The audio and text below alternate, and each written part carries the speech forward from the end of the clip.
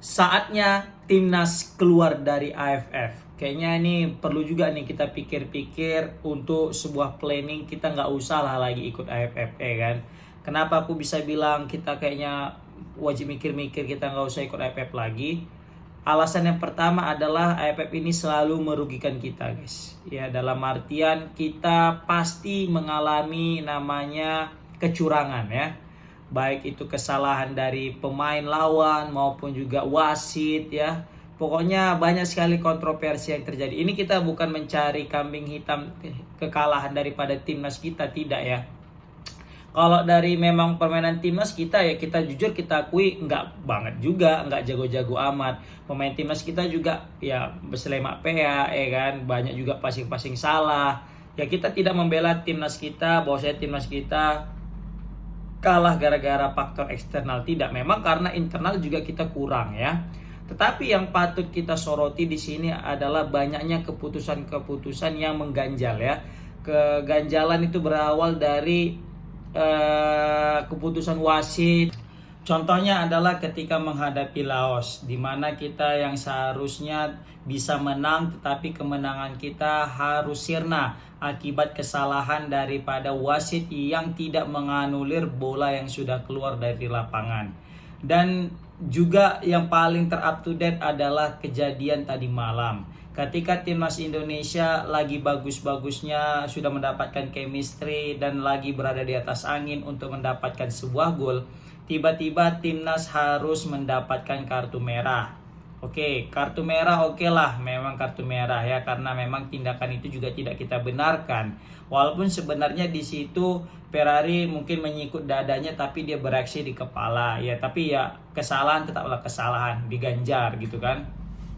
Tetapi ada di situ pemain kita juga diseruduk, ya kan, kalau bahasanya itu disundul ya, ataupun di apa ya bahasanya tuh, kayak disundul lah pakai kepalanya ya. Dia ini mengingatkan kita dengan kejadian Piala Dunia 2006 ketika Zinedine Zidane itu nyundul ke dadanya si Materazzi, dan itu langsung kartu merah. Tetapi kemarin itu tidak ada kartu merah, guys. Padahal udah cek-cek VAR, di video juga reply udah jelas kayak gitu, ada unsur untuk menanduk dan juga jatuh pemain kita, tetapi tidak ada mendapatkan sanksi. Ya kita berharap itu pelanggaran, kartu merah ataupun kartu kuning, pelanggaran sehingga berbuah tendangan bebas, itu udah masuk dalam kotak penalti atau tendangan bebas gitu, tipis lah.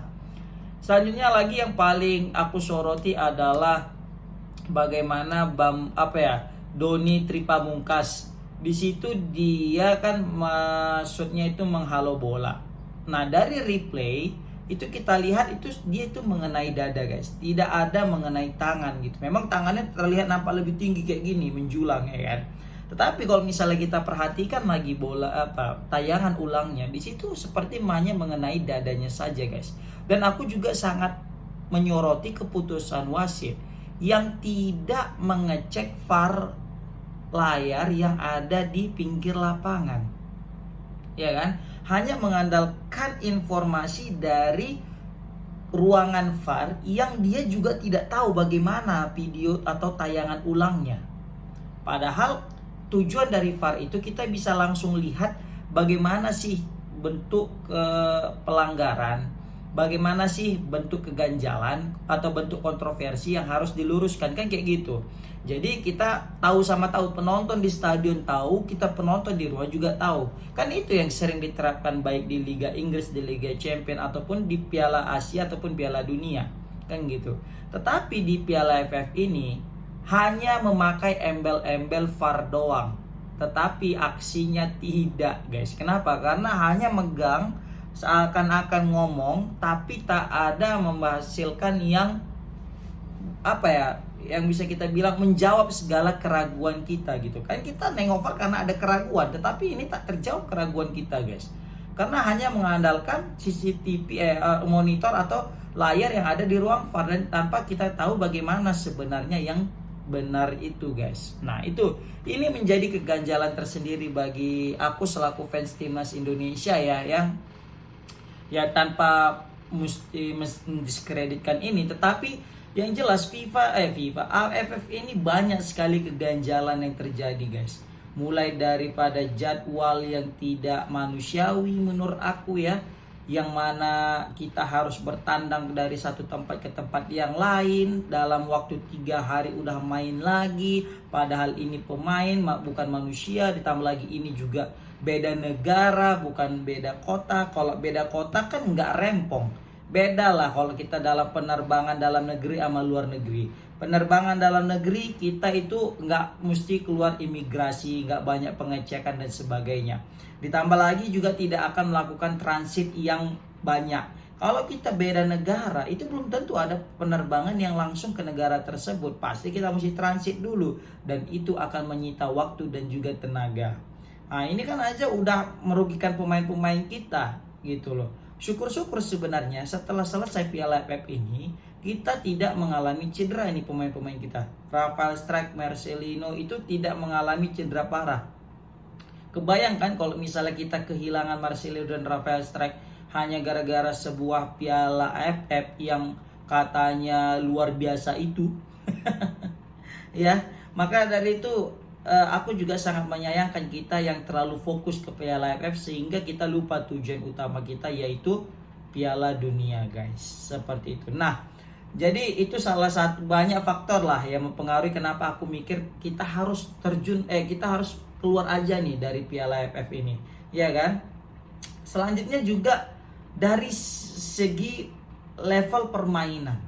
Dari level permainan bisa kita lihat permainan di AFF ini cenderung menjurus kasar guys.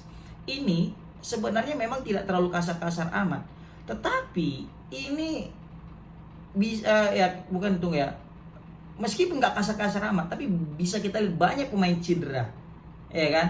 Salah satunya Rivaldo, kita itu cedera tuh di Piala AFF, korban daripada AFF. Untung bukan Marcelino atau Rafael Struijk. Contoh lagi kayak kiper Filipina, cedera yang ditekel sama pemain kita juga. Nah ini juga mengindikasikan level AFF ini sangat-sangat berat guys. Dalam artian bukan permainan indah yang ditawarkan, tetapi permainan kasar yang sering kita temukan. Nah ini kan menjadi wanti-wanti untuk pemain kita, apalagi kalau misalnya kita menurunkan pemain yang pemain inti kita. Ya, untung-untung nggak cedera. Kalau cedera kan kerugian besar. Nah ini padahal udah lumayan karena udah ada VAR, jadi kita tidak terlalu kasar-kasar lagi. Meskipun udah ada VAR aja masih banyak kita lihat mainnya ala Mortal Kombat kan gitu. Jadi udahlah, aku rasa kayaknya ini yang mungkin cocok untuk yang terakhir kalinya ngikuti Piala AFF ini. Ditambah lagi guys, gara-gara Piala AFF ini kita sering sekali itu terpecah belah guys. Kenapa aku bisa bilang sering sekali kita terpecah belah? Kita lihatlah, yang awal-awalnya kita adem-adem aja, kita memang senang-senang aja dengan Sintayong, dengan Erick Thohir, dengan Pak Arya, kita juga senang-senang aja karena memang lagi dalam performa yang asik untuk kita ikuti, apalagi dalam menghadapi kualifikasi Piala Dunia ini. Kayaknya nggak ada huru-hara, nggak ada kerusuhan, nggak ada drama di situ kan. Karena memang kita bersatu untuk meloloskan timnas kita ini ke Piala Dunia. Tetapi semenjak hadirnya AFF ini, entah kenapa kita itu lebih mementingkan ego masing-masing dan seperti tidak terima jika memang tujuan utama kita itu adalah untuk regenerasi. Yang mana dulu kita itu bersatu, sekarang bercerai. Ada kubu ini, kubu itu. Ada pendukung Sintayong, pendukung Erick Thohir, pendukung Pak Arya. Ada lagi pendukung timnas Indonesia yang harus bilang stay out. Pokoknya banyak lah. Ada pendukung lokal pride, adalah pendukung naturalisasi. Campur. Pokoknya kita terpecah belah hanya gara-gara sebuah Piala AFF.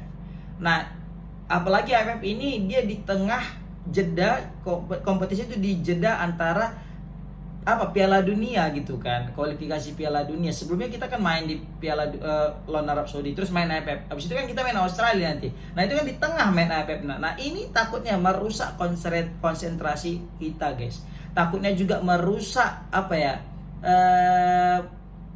mood daripada Coach Sintayong gitu.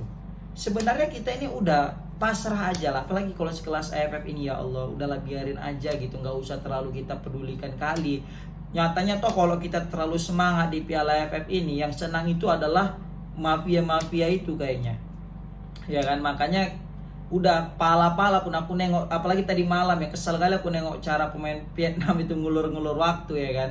Pengennya itu udahlah U17 aja turunkan lagi kalau bisa Bun. Ya kan, biar kita tahu agak udah kita kacangi aja lah Piala AFF itu. Syukur-syukur nah kita kasih, syukur-syukur kita masih mau ikut gitu loh. Kita kasih U17. Tapi kalau aku dari hati paling dalam, udah nggak usah ikut. Kita tengok gimana pamor AFF itu. Masih keren nggak AFF itu? Atau langsung berantakan?